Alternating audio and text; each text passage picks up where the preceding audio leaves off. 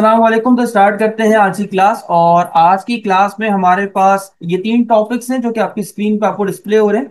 आज हम एक कंस्ट्रेंट पढ़ेंगे, फिर ईआरडी के बारे में जानेंगे और उसके बाद हम जॉइंस का टॉपिक कवर करेंगे। तो आइए नंबर वन पहले टॉपिक की तरफ बढ़ते हैं। हम कंस्ट्रेंट के बारे में ऑलरेडी पहले पढ़ चुके हैं, याद होगा। हमने कंस्ट्रेंट में प्राइमरी की आपके पास पढ़ा था, हमने उसमें यूनिक की पढ़ा था, हमने उसमें नल नॉट नल पढ़ा था, फिर हमने चेक और डिफॉल्ट पढ़ा था। और हमने उसमें कहा था कि यार फॉरेन की कंस्ट्रेंट अभी हम नहीं पढ़ रहे, हम इसको बात के लिए छोड़ रहे हैं ताकि हम आगे चल के जब हमारा टॉपिक साथ साथ होगा तो वहीं पर उसको कवर अप कर लेंगे। तो आज हम इस टॉपिक को अपने पास यूटिलाइज करेंगे और उसको देखेंगे कि यार फॉरेन की क्या है और उसका इस्तेमाल क्यों किया जाता है। स्टार्ट में इंट्रोडक्शन में मैंने आपसे एक जुमला कहा था, क्योंकि यहाँ पर जो है वो हम एक ऐसा डीबीएमएस सिस्टम यूज कर रहे हैं जहां पर टेबल्स के दरमियान इस टॉपिक में बेसिकली हमने ये पढ़ना है कि हमने एक स्टार्ट में इंट्रोडक्शन में मैंने आपसे एक जुमला कहा था जहां पर मैंने कहा था यार हम एक ऐसा डीबीएमएस सिस्टम यूज कर रहे हैं, यानी डेटाबेस मैनेजमेंट सिस्टम, जहां पर हम टेबल्स के दरमियान रिलेशनशिप करवा सकते हैं। याद होगा इंट्रोडक्शन में मैंने एक डायग्राम बना के दिखाई थी जहां पर स्टूडेंट और टीचर का टेबल मैंने सिखाया था आपको। मैंने कहा था ये देखो यार, यहाँ पर स्टूडेंट कौन सा टीचर किस स्टूडेंट को पढ़ा रहा है आप नहीं बता सकते। फिर हमने यहाँ पे एक फर्दर एक कॉलम ऐड किया था जिसमें हमने बताया था कि यार ये देखो ये दोनों टेबल आपस में एक दूसरे के साथ लिंक कर रहे हैं। क्योंकि हम एक ऐसा सिस्टम यूज कर रहे हैं, एक ऐसा डेटाबेस मैनेजमेंट सिस्टम यूज कर रहे हैं जहां पर हम टेबल्स के दरमियान रिलेशनशिप क्रिएट करवा सकते हैं। ऐसे सिस्टम को आरडीबीएमएस सिस्टम कहते हैं, यानी रिलेशनशिप डेटाबेस मैनेजमेंट सिस्टम कहते हैं। यानी हमारे पास ही एक ऐसा सिस्टम है जहां पर टेबल्स के दरमियान रिलेशन करवाए जा सकते हैं। तो ऐसे डीबीएमएस को हम आरडीबीएमएस कहते हैं। ठीक है। अब हमारे पास आइए एक एग्जाम्पल को दोबारा करेंगे ताकि आपको जो है वो चीजें क्लियर की जा सके। फॉर एग्जाम्पल के तौर पर हम एक्सेल का यूटिलाइजेशन इसलिए करते हैं तो हमें एक्सेल समझ में आ जाता है। मान लीजिए मेरे पास यहाँ पर दो दो कॉलम्स हैं। एक टेबल है मेरे पास स्टूडेंट के नाम से, यहाँ पर मैं स्टूडेंट के नाम से टेबल बना लेता हूँ। और इस टेबल में एक है आईडी, एक है स्टूडेंट की आईडी और दूसरा है स्टूडेंट का नाम। ये दो कॉलम मेरे पास मौजूद है। ठीक है। ये दो कॉलम्स मेरे पास मौजूद हैं और इसके बाद इनमें कुछ डाटा भी मौजूद है जैसे 1 और 2। दो स्टूडेंट है, एक है ए और एक है स्टूडेंट बी। ये दो स्टूडेंट्स मेरे पास मौजूद है। यहाँ पर मेरे ये टेबल है स्टूडेंट के नाम से, यानी ये मेरा टेबल जो है एंटिटी स्टूडेंट के नाम से है। ठीक है। अब मैंने आपको बताया था आपके पास डेटाबेस में टेबल के नाम को एंटिटी बोलते हैं। ये आपके पास एंटिटी है एक स्टूडेंट जिसमें दो कॉलम्स मौजूद हैं, यानी दो एट्रीब्यूट्स मौजूद हैं और उनके अंदर उनके रिकॉर्ड्स। मैंने आपको बताया था एक रॉ को रिकॉर्ड बोलते हैं और मल्टीपल रिकॉर्ड्स को टपल्स बोलते हैं। सेम ऐसे ही मेरे पास एक एक अदद और टेबल मौजूद है, वो यहाँ पर है। लेकिन स्टूडेंट का नहीं है, वो टेबल है मेरे पास टीचर का। तो यहाँ पर टीचर की अपनी आईडी होगी, जैसे स्टूडेंट की आईडी ऐसे टीचर की आईडी मौजूद है। ऐसे ही टीचर का नाम है यहाँ पर। अब अगर आप और से नोटिस करें यहाँ पर, तो यहाँ पर टीचर का जो नाम है फॉर एग्जाम्पल एक्स और वाई। अब आप क्या मुझे ये दो टेबल्स देखकर बता सकते हैं कि कौन सा टीचर कौन से स्टूडेंट को पढ़ा रहा है? एनीवन कोई बता सके यार कि कौन सा टीचर जो है वो किस स्टूडेंट को यहाँ पर पढ़ा रहा है? बता सकते हैं? नहीं बता सकते। क्यों? क्योंकि यहाँ पर कोई ऐसा रिलेशनशिप दिख ही नहीं रहा कि जिसके बिहाफ पे ये बता सको कि यार ये टीचर 1 या टीचर 2 जो है वो इस स्टूडेंट को पढ़ा रहा हो। यहाँ पर हर किसी की अपनी स्पेसिफिक आईडी है और स्टूडेंट की अपनी आईडी है और टीचर्स की अपनी आईडी है। हर बच्चे का अपना एक नाम है और हर टीचर का अपना एक नाम है। यहाँ पर कोई भी एक ऐसा एट्रीब्यूट मौजूद नहीं है जो कि ये बता सके कि कौन सा टीचर किस स्टूडेंट को पढ़ा रहा है। आई होप ये बात समझ में आ रही होगी यार।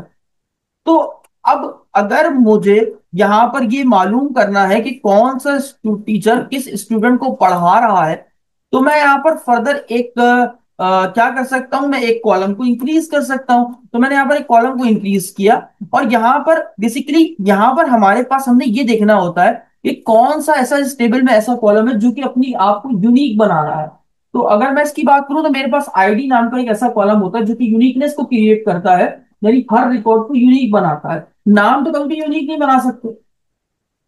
तो यहां पर मेरे पास मैं क्या कर सकता हूं, जो मेरे पास प्राइमरी की वाला कॉलम होता है इस टेबल का, उस टेबल को यहां पर एज अ मैं फॉरेन की पास करता हूं। तो यहां पर मैं इस टेबल का जो नाम होगा मैं वही नाम कॉपी करूंगा और साथ में अंडरस्कोर एफ के भी लगा दूंगा। आप चाहो तो कोई और नाम दे सकते हो। मैं इसको सेम नाम इसलिए दे रहा हूं ताकि मुझे बाद में पहचानने में आसानी रहे कि यहाँ पर टीचर की आईडी एज अ फॉरेन की गिराई गई है। अच्छा, फॉरेन की होती क्या है? फॉरेन की एक ऐसी की होती है जो एक टेबल का दूसरे टेबल के साथ रिलेशन करने के लिए इस्तेमाल की जाती है।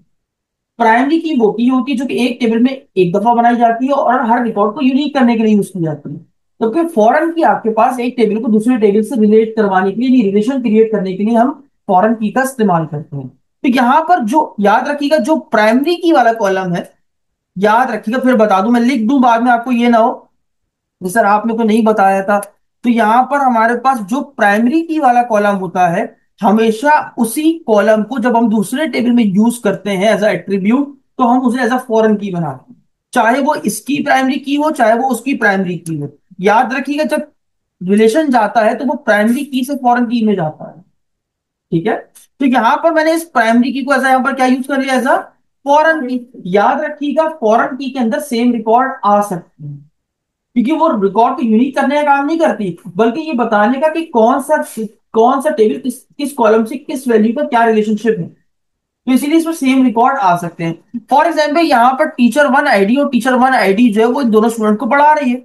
अब आप इजीली ये देखकर बता सकते हो, इन टेबल्स को देखते हुए, कि हमारे पास जो स्टूडेंट वन है जिसका नाम ए है, वो टीचर आईडी वन, यानी कि टीचर वन मतलब टीचर का नाम एक्स, यानी एक्स टीचर से हमारे पास कौन पढ़ रहा है? ए पढ़ रहा है। और अगर मैं बी की बात करूं तो वो भी हमारे पास किस टीचर से पढ़ रहा है?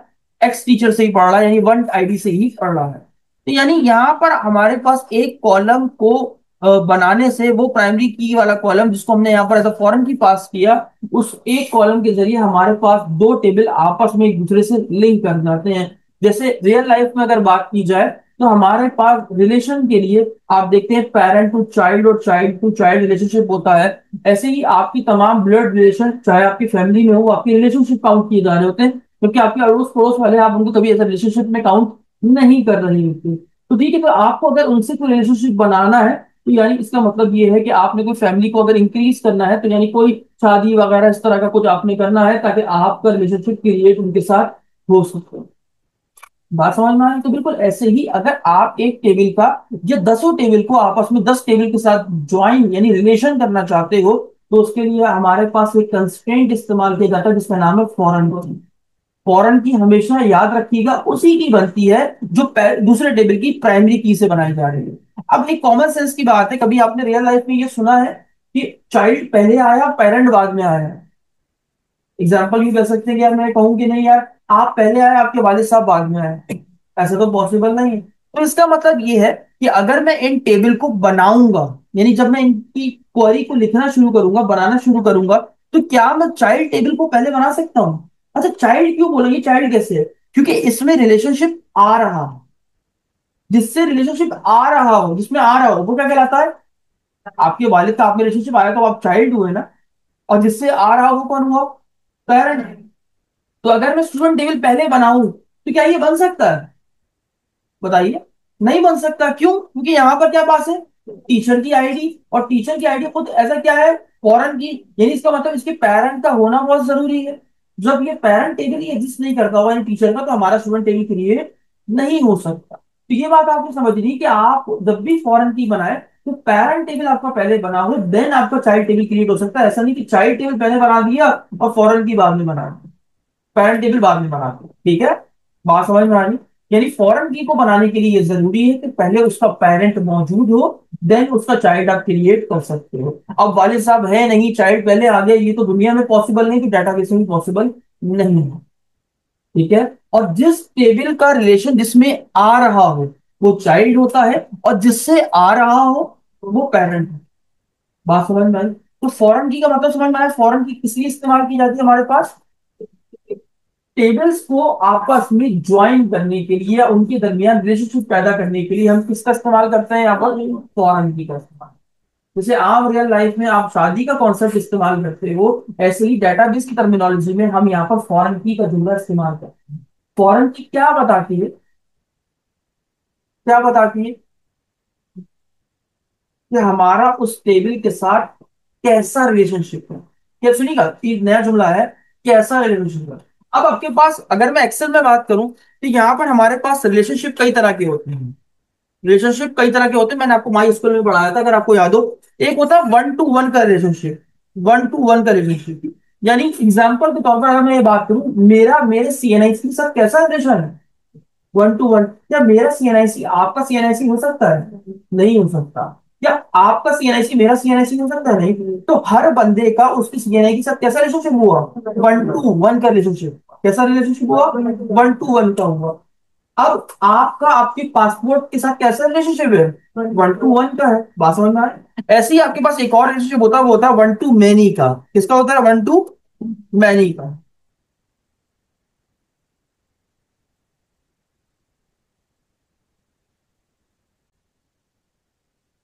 कि हमारे पास हम वन टू मैनी के रिलेशनशिप की बात कर रहे थे, तो वन टू मैनी का मतलब ये होता है कि एक टेबल का कई टेबल्स के साथ रिलेशनशिप हो।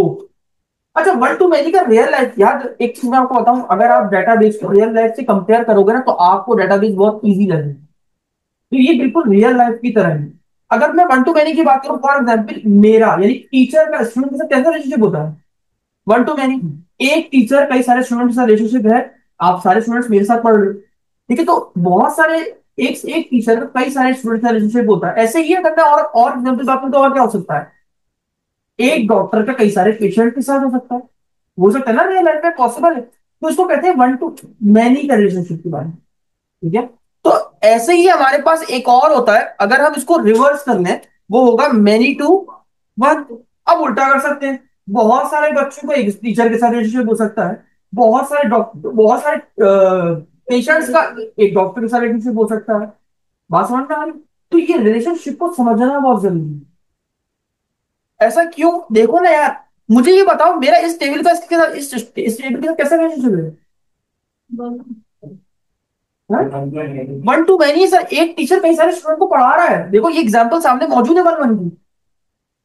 बात समझ में आ रही? एक और रिलेशनशिप होता है हमारे पास, वो होता है मैनी टू मैनी। क्या होता है? Many to many. Many to many का मतलब ये होता है बहुत सारे लोगों के साथ रिलेशनशिप हो सकता है। कैसे? एग्जाम्पल, हम बात करते हैं सर पब्लिकली। सही, पब्लिक में हम जैसे बात करते हैं सर पेट्रोल पंप की।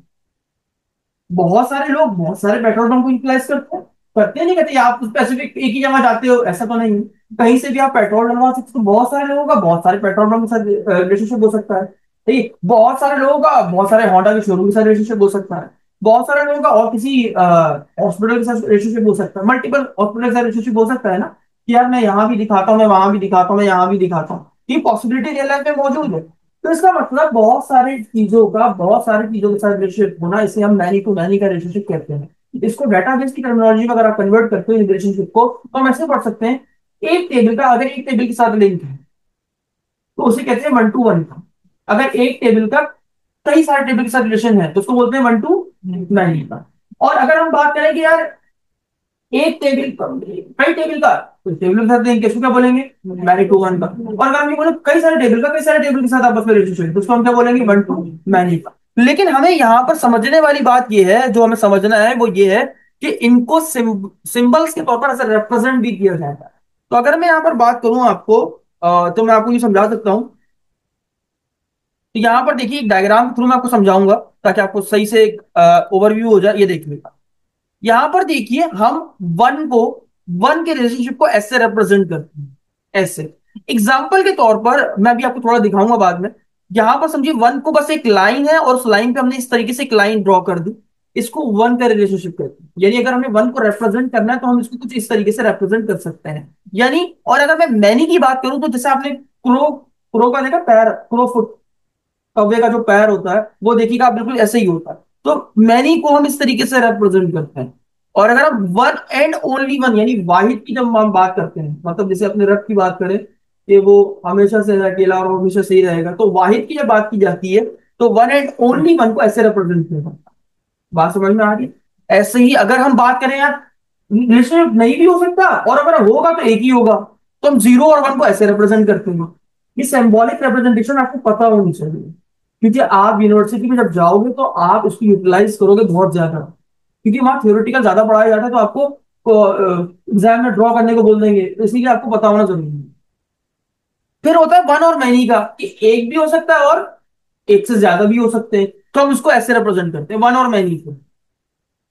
और अगर जीरो और मैनी की बात की जाए तो जीरो और मैनी को ऐसे रिप्रेजेंट। बात समझ में आ गई? ये सिंबॉलिक रिप्रेजेंटेशन आपको याद होनी चाहिए कि हम इसको किस तरीके से रिप्रेजेंट कर रहे होते हैं। बात समझ में आ गई? आई होप आपको समझ में आया होगा, फॉरेन के कॉन्सेप्ट आपको समझ में आया होगा। अभी प्रैक्टिकली नहीं गए, हमने सिर्फ थियोरेटिकल पढ़ा। वाई वी यूज फॉरेन की? फॉरेन की हम तब इस्तेमाल करते हैं जब हम टेबल्स को आपस में रिलेट करवा रहे हो।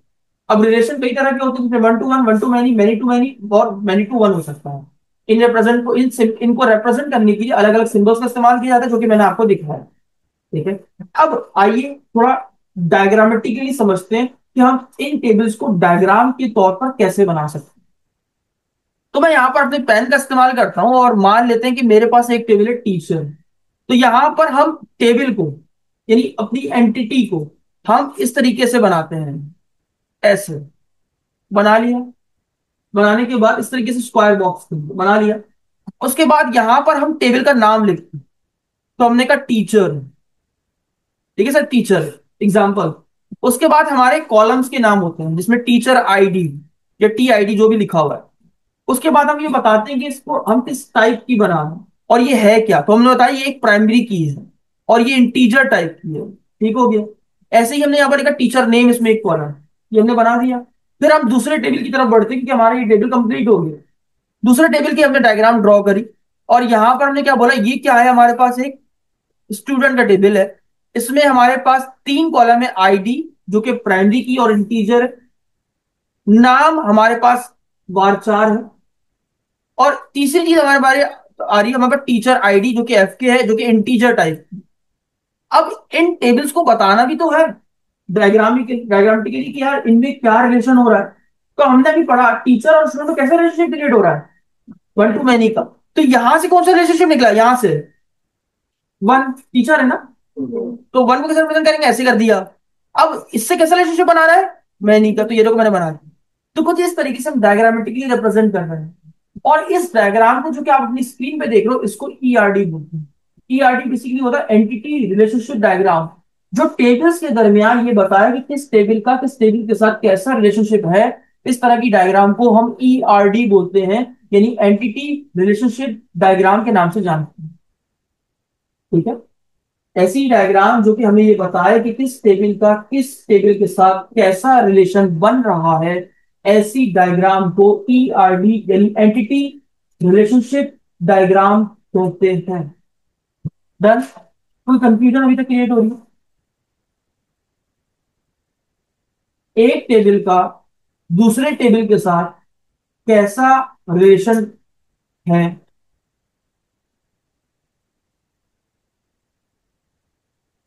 ये जानने के लिए हम जिस डायग्राम का इस्तेमाल करते हैं उसे ईआरडी बोला जाता है। रिलेशन कई तरह के हो सकते हैं जैसे आपकी स्क्रीन पे मौजूद है, और इन रिलेशंस को सिंबॉलिक तरीके से ऐसे रिप्रेजेंट किया जाता है। ये यूनिवर्सिटी लाइफ में बहुत इंपॉर्टेंट टॉपिक्स हैं। अगर आप बीएससीएस कर रहे हैं, आपको इतना इंपॉर्टेंट है कि आपको बकायदा टीचर डायग्राम बनाने को भी दे सकता है। तो भाई बताओ इस टेबल का इस टेबल से कैसा रेशियो, एक सवाल पूछिए एमसीक्यूज में तो आपको बता सकते हैं कि वन टू मैनी का है, मैनी टू मैनी का है, मैनी टू वन का है, मैनी टू वन का है, वन टू मैनी का है। तो आपको देख के बताना पड़ेगा। डन? समझ में आया? अच्छा जी, अब इसी का ओवरव्यू करने के लिए मैं गूगल पे एक डायग्राम आपको सामने रखूंगा, तो यहां पर आपको समझ में आ जाएगा कि सर क्या समझाना चाह रहे हैं। तो मैं एक इमेज खोल लेता हूं, ये देखिएगा। दोस्तों एक इमेज से हमें वाजे हो जाएगा। ब्लर इमेज आ रही, ये देखिए।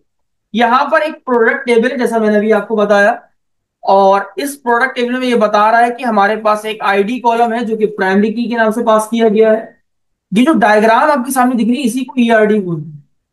ठीक है। अब ये बता रहा है कि प्रोडक्ट का प्रोडक्ट ऑप्शन के साथ कैसा रिलेशनशिप है। देखो वन टू मैनी का है। देख रहे हैं कि प्रोडक्ट में कई सारे, एक प्रोडक्ट के कई सारे ऑप्शंस हो सकते हैं। ऐसा ही है ना, हो सकते हैं नहीं हो सकते। तो यहां पर देखो, ये डायग्राम ये बता रही है कि किस टेबल का किसके साथ कैसा रिलेशन मौजूद है। बात समझ में आ रही है? ये मुश्किल चीज है। नहीं आसान है ना।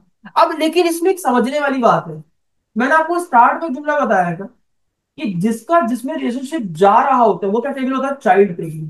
और जिससे रिलेशन गया वो कौन सा होता है, पेरेंट टेबल। तो मुझे बताओ, अगर मैं इस डायग्राम को एज अ क्यूरी उतारने की कोशिश करूं तो इसमें मेरा पहला टेबल कौन सा होना चाहिए, आइए देखते हैं। तो मान लेते हैं हम प्रोडक्ट की बात करते हैं, प्रोडक्ट टेबल। प्रोडक्ट टेबल में से अगर मैं देखूं तो यहां से इस टेबल में रिलेशन क्या हो रहा है, जा रहा है। देखो जा रहा है, यहां से जा रहा है ना। फिर इस टेबल से भी जा रहा है। देखो ना यहाँ पर जो आईडी है, यहाँ पर ऐसा फॉरेन की देखो प्रोडक्ट आईडी मौजूद है, और से देखो तुम्हें दिखेगी। और यहाँ पर भी देखो प्रोडक्ट आईडी मौजूद है। और अगर इसकी बात करूं तो इसमें भी प्रोडक्ट आईडी गिर रही है, यानी इस टेबल की रिलेशन तीनों टेबल में जा रहा है। ऐसा ही है। तो यानी ये कौन सा टेबल हुआ, पेरेंट, क्योंकि ये आईडी अपनी प्राइमरी की दे रहा है फॉरेन की अदर लोगों को। तो एग्जाम्पल के तौर पर हम ये मान लेते हैं अपने पेन में कि पहला टेबल एग्जाम्पल ये है। आइए दूसरा टेबल कौन सा हो सकता है, क्या ये टेबल दूसरा बन सकता है, आइए देखते हैं। ये आईडीज की है, किसकी, अपने खुद की टेबल की प्राइमरी की है, ठीक है। ऑप्शन आईडी, नहीं सर, ऑप्शन आईडी यानी किसी और टेबल से आ रही है, इस टेबल से आ रही है। इसका मतलब ये है कि इस टेबल को बनाने के लिए इस टेबल का पहले होना जरूरी है, तो यानी ये टेबल हम नहीं बना सकते, ये दूसरा टेबल हमारा नहीं हो सकता। नहीं समझ में आ रहा है? नहीं आ रहा है। देखो इस टेबल में ये तो खुद इसकी प्राइमरी की है, और ये जो प्रोडक्ट आईडी है वो यहां से आ रही है, यानी अगर ये पहले बना हुआ है तो ये बन सकता है। लेकिन अगर ऑप्शन आईडी की बात करें तो ऑप्शन आईडी तो इससे प्राइमरी की, ऐसा फॉरेन की यहां गिर रही है, तो यानी इस टेबल का पहले होना जरूरी है। ये होगा तो ये होगा ना, चाइल्ड तो तभी होगा जब पेरेंट होगा उसका, तो यानी ये टेबल को नहीं बना सकते क्योंकि ऑप्शन का टेबल हमने बनाया ही नहीं। अगर हम इस टेबल की बात करें तो हाँ, इस टेबल में देखो प्राइमरी की है और ऑप्शन का नाम है, तो यानी ये टेबल हम बना सकते, दूसरा हमारा ये हो सकता है। अगर ये बन गया तो यानी ये भी बन सकता है, यानी तीसरा हमारा ये हो गया। पहला हम ये बनाएंगे, अगर ये बना लेंगे तो ये इजीली बन जाएगा, ये बन जाएगा तो उससे ये बन जाएगा। देखो ऐसे, इसमें बेटा, इसमें देखो ना, तो प्रोडक्ट आईडी यहां से गिर रही है ना, ठीक है। तो थ्री ये हो गया। अच्छा इस टेबल को देखते हैं, सर क्या हम ये बना सकते हैं, तो आईडी तो उसकी प्राइमरी की, चलो ये तो बन जाएगी। प्रोडक्ट आईडी यहां से आ जाएगी, ठीक है। कैटेगरी आईडी, तो सर कैटेगरी आईडी तो इस कैटेगरी की टेबल से आ रही है, तो ये भी नहीं बन सकता सर। क्या ये बन सकता है, देखते हैं। हाँ देख, इसमें प्राइमरी की है, बिल्कुल है। इसमें कोई ऐसा कॉलेज जिसमें की गिर रही हो तो की तो गिर नहीं रही, तो यार ये टेबल हमारा कौन सा हो जाएगा। अब ये बन जाएगा तो ये भी बन सकता है सर, क्योंकि इसमें कैटेगरी आईडी आ जाएगी, तो ये हमारा कौन सा टेबल हो गया, पांचवा। अगर हम इसकी बात करें तो इसमें आ रही है, ये हो गई प्राइमरी की, ये आ रही है ऑर्डर आईडी, यानी ऑर्डर आईडी यहां से गिर रही है, तो ये तो बन ही नहीं सकता सर। अच्छा ये देखते हैं, इसमें ऑर्डर आईडी, इसमें कस्टमर आ रही है, तो ये तो हो ही नहीं सकता सर। तो कस्टमर, हाँ कस्टमर में कोई आईडी नहीं है, तो यानी पहले इसका बाद टेबल कौन सा बनेगा, कस्टमर बनेगा। उसके बाद क्या हम ऑर्डर बना सकते हैं, बिल्कुल बना सकते हैं, क्योंकि ऑर्डर में किसी की आ रही है, कस्टमर की आईडी आ रही है, कस्टमर पहले होगा तो वो आईडी गिर जाएगी यहाँ पर, तो ये हमारा कौन सा टेबल हो गया, सेवन टेबल हो गया। उसके बाद अब जब इसको ही बात आई तो ये सारे टेबल पहले से होंगे, तो ये टेबल आसानी बन जाएगा, तो ये हमारा कौन सा टेबल हो गया, आठवां। तो इस तरीके से कल को क्लाइंट आपको अगर डायग्राम देके डायग्राम के अकॉर्डिंग मुझे मुझे टेबल्स की थ्योरी बना के दे दो, तो पहले आप ये चेक करेंगे कि पेरेंट कौन है, उसको चाइल्ड कौन है। उसके हिसाब से जब आप ये डिफाइन करेंगे ऐसी डायग्रामेटिकली मैंने जैसे लिखा बिल्कुल रिप्रेजेंट करने के बाद, फिर आप थ्योरी को लिखना शुरू करेंगे। समझ में आई बात जी, आई समझ में, कोई क्वेरी है ध्यान में, नहीं। अब जब ये हो जाए, मैं चाहूं तो एसक्यूएल सर्वर पे इसको बना सकता हूं, लेकिन मैं अपनी प्रैक्टिस के लिए मैं क्या करूंगा, मैं नोटपैड का इस्तेमाल करूंगा। मैं फिर बोलूंगा, अगर आप लर्निंग लेवल पे हो तो कोशिश करो आप नोटपैड का इस्तेमाल करो। तो आइए शुरू करते हैं। अब ये देखिए, अगर मुझे इसको देख के अंदाजा लगाऊं तो मुझे ये ई कॉमर्स वेबसाइट का डेटा लग रहा है, क्योंकि प्रोडक्ट्स हो रहे हैं, ऑर्डर हो रहे हैं, ऑर्डर एक ई कॉमर्स वेबसाइट का डेटाबेस लग रहा है ना। तो मैंने बोला क्रिएट करो एक अदद क्या, डेटाबेस, किसके नाम से, ई कॉमर्स के नाम से। एग्जाम्पल बोल रहा हूं, आप कोई भी नाम रख सकते हैं, आपकी मर्जी है। उसके बाद आपको पता है कि हमने क्या यूज करना है, एक कमांड एक साथ पूरी कमांड को चलाएं तो उसके बीच में क्या आना चाहिए, गो। मैंने आपको बताया था, नहीं बताया, चलिए बताया था, देखिए। अब यहां पर मल्टीपल एसक्यूएल क्वेरीज मौजूद हैं, ठीक है। जैसे आपने ये बनाई क्रिएट डेटाबेस ई कॉमर्स, मैं यही समझा देता हूँ, ई कॉमर्स बना दो। अब उसके बाद आप लिखोगे भाई इस डेटाबेस को इस्तेमाल भी तो करो, तो आप लिखोगे यूज ई कॉमर्स, सही है। अब प्रॉब्लम ये है कि मल्टीपल स्क्रिप्ट्स आपके पास मौजूद हैं, तो एक साथ वन शॉट के अंदर के सारी कमांड एक ही करके चले, तो उसके दरमियान आप यहां पर गो यूज करते हो। गो क्या करता है कि इस कमांड को चलाने के बाद उसको नेक्स्ट कमांड में भेजते ताकि ये कमांड चल सके। यानी वन शॉट स्क्रिप्ट अगर आप चाहते हो, वन शॉट का मतलब ये है कि आपने सब कुछ बनाया और आप चाहते हो एक ही बार में सब कुछ चल जाए, तो उसके लिए आप हर कमांड के बीच में गो इस्तेमाल करें। गो क्या करता है, उसको आगे फॉरवर्ड कर, ठीक है। उसके बाद मैंने दोबारा गो लगाया। अब मुझे क्या बनाना है, टेबल। तो मेरा पहला टेबल कौन सा था, याद होगा, ये देखो, प्रोडक्ट्स के नाम। तो मैंने बोला क्रिएट करो एक टेबल प्रोडक्ट्स के नाम से। किसके नाम से, प्रोडक्ट्स के नाम। अच्छा, अब इसमें हमारे ये दोनों टॉपिक कवर हो जाएंगे, फॉरेन की भी और ईआरडी भी। क्यों, ईआरडी पढ़ना आ गई आपको, और फॉरेन की के जरिए हम रिलेशनशिप बना लेंगे, तो दोनों ही टॉपिक कवर हो गए, ठीक है। क्रिएट करो टेबल किसके नाम से, प्रोडक्ट के नाम से। ये मैंने बंद कर दिया। अब इसमें क्या क्या है तो हम यहां से देख लेते हैं। आईडी, एसकेयू, नेम और प्राइस।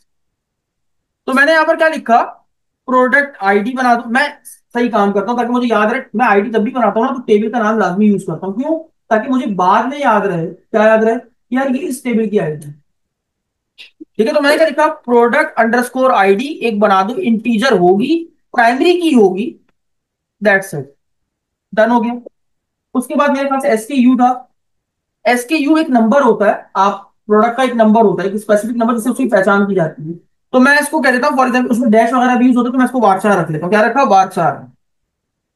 100 कैरेक्टर्स का मैंने दे दिया।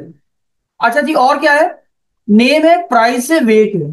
अब नेम की बात करें तो नेम ऑलरेडी वार्चार में होता है। अच्छा, यहां पर एक चीज देखिए गौर से, आपने जो नेम नाम का कॉलम बनाया है, एट्रीब्यूट बनाया है, वो एक रिजर्व वर्ड है। एसक्यूएल सर्वर कह रहा है कि ये पहले से यूज हुआ हुआ वर्ड है, आप गलत बना रहे हो, तो वो कंफ्यूज हो सकता है कल को नेम को लेके।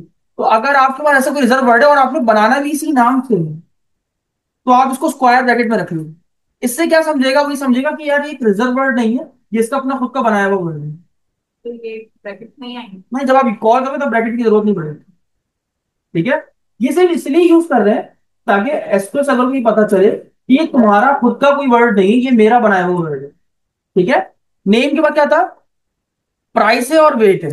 अब प्राइस की बात करें तो प्राइस आपको पता है, हमेशा याद रखना, प्राइस हमेशा पॉइंट्स में, तो डेसिमल डेटा टाइप का इस्तेमाल किया जाएगा।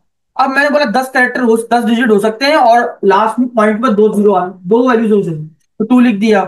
नेक्स्ट आपके पास क्या था, वेट। अच्छा, वेट भी मेरे ख्याल से पॉइंट नहीं होता है, 12.5, 12.2 ऐसी कुछ होता है ना। तो ये देखो, वेट ऑलरेडी क्या कह रहा है, क्या है, तो क्या करें इसके लिए, हाँ, इसके लिए ब्रैकेट इस्तेमाल कर लें। चलिए, गुड हो गया, शाबाश, गुड। नेक्स्ट कॉलम हमारा कौन सा था, डिस्क्रिप्शन और थंबनेल। तो यहां पर हमने लिखा डिस्क्रिप्शन। अब ये भी एक रिजर्व वर्ड है एसक्यूएल सर्वर का, तो हम क्या करेंगे, यहां पर उसको भी स्क्वायर ब्रैकेट्स में रख लेंगे। अब डिस्क्रिप्शन काफी बड़ी हो सकती है, और वार्चार की जो लिमिट होती है वो मैक्सिमम 255 हो सकती है, तो 255 कैरेक्टर की बात आ नहीं सकता। अब हमें लेकिन स्टोर भी बड़ा डेटा करना है, तो ऐसी डेटा टाइप के लिए आप यहाँ पर टेक्स्ट इस्तेमाल कर सकते हो। टेक्स्ट क्या करता है, एक लॉन्ग डेटा को भी अपने पास स्टोर करने की एबिलिटी रखता है, बड़े से बड़े डेटा को स्टोर करने की भी एबिलिटी अपने पास रखता है, क्योंकि वार्चार से मैक्सिमम 255 कैरेक्टर के डेटा को स्टोर कर सकता है। गुड हो गया। उसके बाद थंबनेल, इमेज। थंबनेल, इसको मैं वार्चार ही रख दूंगा, 255। उसके बाद इमेज, इमेज का इमेज भी रिजर्व वर्ड है, क्या करें, स्क्वायर ब्रैकेट, गुड। उसके बाद मैंने इसको बोला यार इमेज भी, इमेज के जो पाथ होगा वो यहाँ स्टोर होगा, तो पाथ बड़ा भी हो सकता है, इसलिए मैंने 255 कैरेक्टर की स्पेस यूज कर ली। उसके बाद कैटेगरी और क्रिएट डेट। कैटेगरी, कैटेगरी वारसार में हो सकती है, तो मैंने कहा 100 बहुत है। उसके बाद क्या था, क्रिएट डेट। तो अब यहाँ पर डेट स्टोर होगी, तो यहाँ पर हम कुछ डेटा इस्तेमाल करेंगे, डेट का इस्तेमाल करेंगे, तो हमने यहाँ पर डेटा टाइप को यूज कर दिया ताकि उसमें डेट स्टोर की जा सके। उसके बाद क्या था हमारे पास, स्टॉक। स्टॉक मेरे ख्याल से नंबर ऑफ वैल्यूज होती है, इंटीजर्स होते हैं, कितना, 3, 4, 5, 10, 50, तो हम यहाँ पर इंटीजर में स्टोर कर रहे हैं। डन हो गया। तो हमारा पहला टेबल आपकी स्क्रीन पे, आपके सामने डिस्प्ले हो चुका है। बहुत आसान है, ये आप ऑलरेडी पढ़ चुके हो, उस तरह बना चुके हो। कुछ डेटा टाइप हमने नहीं पढ़ी है ताकि हमें आइडिया हो। अब second table, options. Option name और आईडी है, तो आइए बनाते हैं। फिर इसके बीच में क्या आ जाएगी, गो। क्रिएट करो एक टेबल, इसके नाम से, ऑप्शंस के नाम से। उसके बाद हमने इसको बंद किया, और यहां पर क्या लिखा, ऑप्शन अंडरस्कोर आईडी, ताकि मुझे याद रहे एक इंटीजर प्राइमरी की है। उसके बाद ऑप्शन का नाम, जो कि वारचार है, जिसकी लिमिट क्या है, 255 कैरेक्टर। डन। टेबल बन गया। Third table product options. आइए इस पे चलते हैं। अब इसकी इसमें फॉरेन की गिरने वाली है।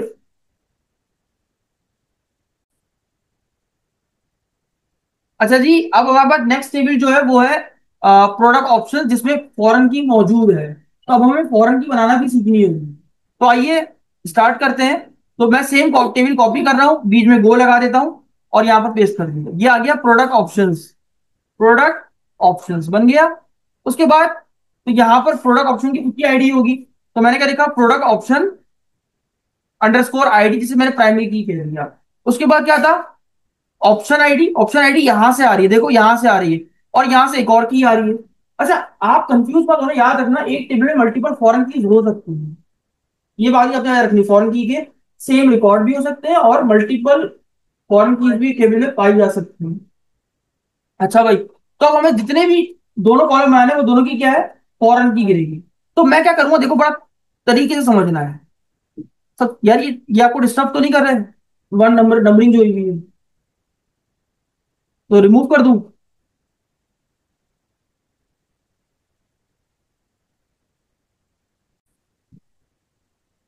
पहले ऑप्शन की आईडी गिरानी है।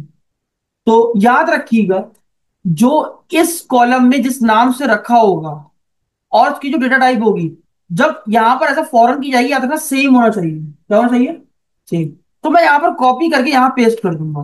बस मैं उसके आगे क्या लिख दूंगा, अंडरस्कोर एफ के। ये मेरी पहचान के लिए कि यहां पर क्या है, ये एज अ फॉरन। अब फॉरन की बनाने का तरीका, मैंने क्या बोला, इस कॉलम को क्या बना दो, फॉरन की बना दो। तो लिखेंगे फॉरन की बना दो, लिख दिया। FOREIGN होता है। फॉरन की बना दो, क्या करो, इस कॉलम को क्या बना दो। अब बताना पड़ेगा ना किस टेबल से बना दो, रेफरेंस किस टेबल से ले लो। तो रेफरेंस ले लो, रेफरेंसेस, ENCES। रेफरेंस ले रहा हूं किस टेबल से, ऑप्शंस के टेबल से। ले लिया। इस टेबल के किस कॉलम से लिंक करना चाह रहे हो, ऑप्शन आईडी से। तो मैंने यहां पर इसे पास कर दिया। बस ये होता है रिलेशनशिप बनाने का तरीका। इस कॉलम को जो कि इंटीजर टाइप का है, इसको फॉरेन की बना दो। रेफरेंस ले लो इस टेबल से, इस टेबल के इस कॉलम से। That's it. अब इसके अलावा प्रोडक्ट की भी फॉरेन की है, सेम कॉपी किया, यहां पेस्ट कर दिया। उसके बाद यहां पर क्या लिखा, इसको अंडरस्कोर एफ के, ताकि याद रहे ये एक फॉरेन की है। नहीं भी लिखो कोई गुनाह नहीं है, फॉरेन की बना दो। हाँ कोई इशू नहीं है, लेकिन याद नहीं रहेगा तुम। रेफरेंस ले लो किस टेबल से, प्रोडक्ट के टेबल से।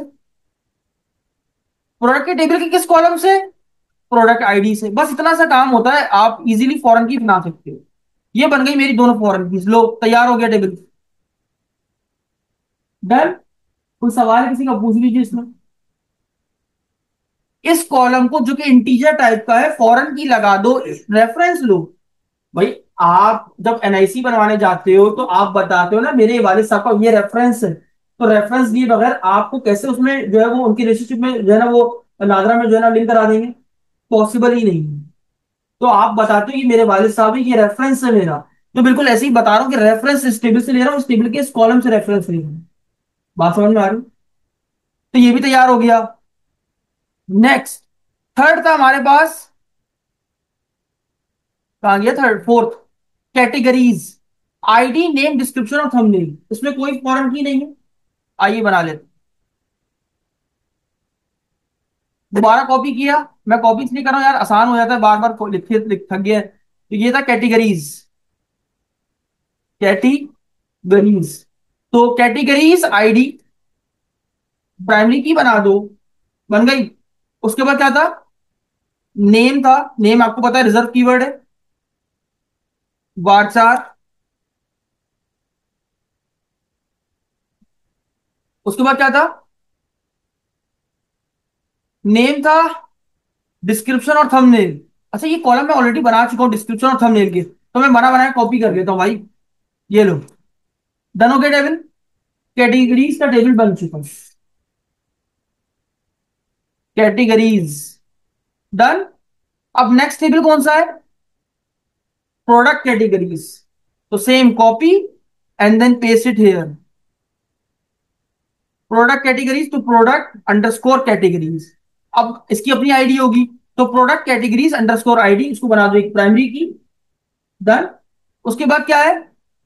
प्रोडक्ट का टेबल की भी फॉरन की है और कैटेगरी की टेबल फॉरन की है, तो कोई मुश्किल नहीं है। ये फॉरन की यहां से कॉपी करी, यहां पर पेस्ट कर दिया। फॉरन की बना दो, फॉरन की बना दो, रेफरेंस ले लो। किस टेबल से?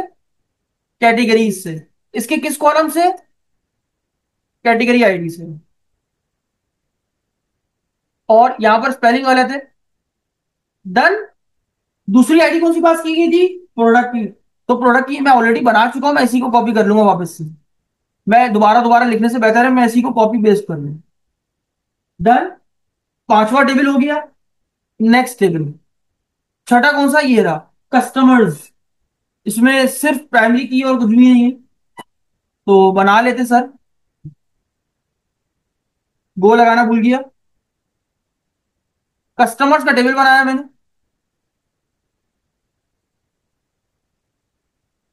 कस्टमर्स आईडीज लिखा। डन। अब उसके बाद क्या है? ना ईमेल है, पासवर्ड है, फुल नेम है। ईमेल है वारचार 150 वर्ड की। पासवर्ड है, ये भी रिजर्व वर्ड होता है, तो इसीलिए यहां पर क्या यूज किया। और बस इसको कॉपी पेस्ट कर देंगे। और उसके बाद क्या है? फुल नेम और billing address. Full underscore name. मैं आपको डायरेक्ट ईआरडी से काम करना सिखा रहा हूँ कि अगर कोई डायग्राम देखकर टेबल बना के दिखाओ तो ऐसे बनाना है यार। ठीक है। फुल नेम में वारचार डाल दिया। 50 बहुत इतना बड़ा नाम नहीं हो सकता। उसके बाद बिलिंग एड्रेस और default shipping address. Billing address, क्योंकि एड्रेस बड़े हो सकते हैं भाई, तो मैं क्या करूंगा, यहाँ पर क्या यूज कर लूंगा? टेक्स्ट यूज कर लो। उसके बाद क्या था? एक चीज और थी, default shipping address. Default shipping address, same text pass कर दूंगा। नेक्स्ट है कंट्री और फूड, तो कंट्री वारचार हो जाएगा। और उसके बाद फोन नंबर में आपको पता है हाइफन वगैरह भी लोग यूज करते हैं, तो इसीलिए मैं क्या करूंगा, यहां पर इसको वारचार दे दूंगा। डन। कस्टमर में डिटेल थे यार। अब आते हैं ऑर्डर्स के डिटेल पे। ऑर्डर्स तो बना लेते हैं। ऑर्डर्स तो ऑर्डर आईडी हो जाएगी प्राइमरी की। डन हो गया। उसके बाद कस्टमर आईडी ऐसा फॉरेन की गिर रही है, देखो फॉरेन की है, तो यहां पर क्या करना है? सेम ऊपर जाना है, कॉपी करना है, नीचे लाके पेस्ट कर देना है। फॉरेन की बना दो, रेफरेंस ले लो कस्टमर्स के टेबल से। उसके टेबल की किस कॉलम से? कस्टमर आईडी से। डन। और एक चीज और गलत, मैंने यहाँ पर एफ पी नहीं लिखा, नहीं लिखो कोई मसला नहीं है, लेकिन अपनी याद दहानी के लिए मैं लिखता हूं। उसके बाद क्या था भाई? अमाउंट है और शिपिंग एड्रेस है, तो अमाउंट जो होती है वो पॉइंट में होती है, तो डेसिमल। उसके बाद क्या है? शिपिंग एड्रेस और ऑर्डर एड्रेस, ये सब बड़ी चीजें हैं, तो यही कॉपी कर लेते हैं यहां से। शिपिंग एड्रेस और क्या था? Order address. अच्छा जी। उसके बाद ऑर्डर की ईमेल और ऑर्डर की डेट, तो ऑर्डर की ईमेल कॉपी कर लेते हैं। ऑर्डर की ईमेल जो कि वार्ता टाइप की होगी, जो कि मैं 200 कैरेक्टर की लिमिट दे देता हूं, इतनी होती नहीं है, 150 बहुत है। उसके बाद ऑर्डर की डेट थी, और डेट को आपको पता है किसमें सेव करना है? डेट के अंदर। गुड हो गया। नेक्स्ट। और उसके बाद है ऑर्डर का स्टेटस। स्टेटस कुछ भी हो सकता है, कोई बंदा 1 और 0 में भी रखता है, कोई बंदा ट्रू और फॉल्स में भी रखता है, कोई यस और नो में भी रखता है, तो हम क्या कर लेंगे भाई, वारसा रख देंगे। डन। तो भाई ऑर्डर का टेबल भी डन हो चुका है। अब आता है ऑर्डर की डिटेल्स, तो कॉपी कर लेते हैं इसी को। काफी बड़ी ईआरडी बना रहे हैं हम लोग, तो ऑर्डर की डिटेल्स, इसमें ऑर्डर की डिटेल्स जो है वो एज अ प्राइमरी की होगी आईडी। डन। उसके बाद यहां पर देखो तो ऑर्डर आईडी ऐसे फॉरेन की गिर रही है, सिखा चुका हूं कई बार। ऑर्डर की जो है वो फॉरेन की गिरा दो। रेफरेंस ले लो किस टेबल से, ऑर्डर्स के टेबल से। उसके किस कॉलम से, उसके ऑर्डर आईडी की कॉलम से। डन हो गया। और प्रोडक्ट की आईडी भी है, तो प्रोडक्ट की आईडी ऑलरेडी हम ऊपर बना चुकी कई बार, तो प्रोडक्ट की आईडी यहीं से कॉपी करी और यहां पर लाके पेस्ट कर दी। उसके बाद क्या है, प्राइस, एसक्यू और क्वांटिटी। तो प्राइस ले लेंगे, प्राइस डेसिमल में ही होते हैं। उसके बाद क्वांटिटी जो कि इंटीजर में होती है, क्वांटिटी। ठीक है। और आखिर में आ जाएगा एसक्यू रह गया, एसकेयू। एसकेयू जो कि वारचार हो सकता है, नंबर होता है एक बड़ा, वारचार। डन। तो देखिए हमारी पूरी स्क्रिप्ट तैयार हो चुकी है, इसको पूरी स्क्रिप्ट बोलेंगे आप। पूरी स्क्रिप्ट तैयार हो चुकी है। मैं जरा नंबरिंग यहां से रिमूव कर दूं ताकि और आसान हो जाए। ये लीजिए, ये पूरी स्क्रिप्ट आपकी रेडी हो चुकी है। पूरी स्क्रिप्ट आपकी रेडी हो चुकी है। अब मैं पूरी स्क्रिप्ट को यहां से देखिए एक साथ सिलेक्ट करूंगा। देखो पूरी स्क्रिप्ट एक साथ सिलेक्ट कर रहा हूं, ये देखो कहां से यहां तक। करने के बाद मैं एग्जीक्यूट मारूंगा। जैसे ही मैं एग्जीक्यूट मारूंगा, यहां पर देखो कमांड कंप्लीटेड सक्सेसफुली लिखा हुआ आ गया है। गौर से देखिए, आ गया है। अब मैं यहां पर आकर रिफ्रेश करूंगा डेटाबेस को। उसके बाद आप यहां पर देखेंगे तो आपको ई कॉमर्स नाम से डेटाबेस दिख गया। इसमें अगर आप आगे देखेंगे तो टेबल्स में आएंगे तो सारे टेबल्स आपको दिख गए। ये देखिए आ गए। अब सर मुझे भी अगर अपनी अपने इस टेबल्स को ईआरडी में देखना हो, डायग्राम में कैसे देखूं, तो यहां पर आपके पास एक बड़ा जबरदस्त ऑप्शन है, डेटाबेस डायग्राम के नाम। दिख रहा है आपको? आपने बस इस पे आके राइट क्लिक करके न्यू डायग्राम पे क्लिक करना है और यहां पर यस के ऊपर क्लिक कर देंगे। जैसे आप यस के ऊपर क्लिक करेंगे, ये आपसे सारे टेबल पूछेगा जो आपने बनाए हैं। इन सारे टेबल को एक साथ माउस से सेलेक्ट कर लो, ऐड के बटन पे क्लिक करो और थोड़ा सा वेट करो, ये टेबल उठा रहा है। और उसके बाद आपको क्लोज का ऑप्शन मिल जाएगा। हो गया। जैसे ही क्लोज करोगे, ये देखो पूरी ईआरडी बन के आपकी तैयारी रहेगी। देखा आपने? आपको बनाने की जरूरत ही नहीं है, वो डायग्राम जो उसने हमें दी हमने भी बना ली सेम वैसे ही। हमारे टेबल की डेटाबेस में बन गए। अब हम उसको इस क्लाइंट को दे देंगे और अपनी पेमेंट जो है वो अपने पास उतरवाएंगे। डन है। तो आई होप आपको फॉरेन की का यूज कैसे करते हैं, ईआरडी को कैसे पढ़ते हैं, ईआरडी को पढ़कर टेबल कैसे बनाते हैं और उसमें फॉरेन की कैसे लगाते हैं, ये आपको अच्छे से समझ में आ गया होगा। और खुद ईआरडी कैसे बना सकते हैं, पहले टेबल्स बने होंगे तभी ईआरडी बनेगी। डेटाबेस डायग्राम में आना है, वहां पर डायग्राम को सेव करना है। अच्छा आप इसको सेव भी कर सकते हो, कंट्रोल ऐसे सेव करो, डायग्राम का नाम रख दो, मैंने रखा ईआरडी। मैंने यस पे क्लिक किया तो डेटाबेस डायग्राम में क्लिक करो, ये देखो ईआरडी सेव हो गई। अब आपको जब भी देखना है आपने इस डायग्राम पे क्लिक करना है, ये डायग्राम खुल के आपकी आ जाएगी। मैं जूम करके दिखा दूं आपको। ये देखो, ये लाइंस क्या बता रही है कि रिलेशनशिप इनके दरमियान। डन। तो ये हमने देख लिया।